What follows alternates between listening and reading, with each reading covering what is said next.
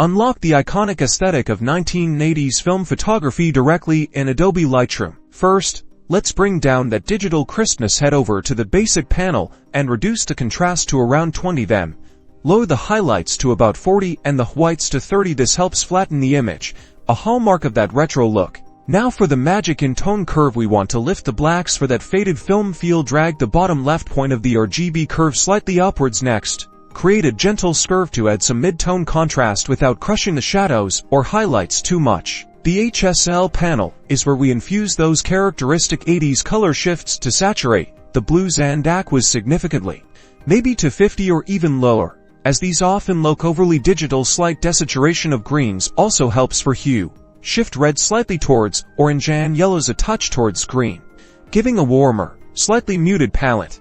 For a deeper dive into color, go to the calibration panel. Shift the red primary hue slightly towards the left, around 5, to introduce subtle magenta tones. Then, push the blue primary hue a little to the right, to about 10, adding a touch of teal to the shadows. No 80s film look is complete without grain. In the effects panel, increase the grain amount to somewhere between 20 and 40, depending on your image, and adjust the size and roughness to your preference for a natural film texture. And there you have it, timeless 80s film aesthetic, bringing a nostalgic cinematic ambience to your modern digital photos.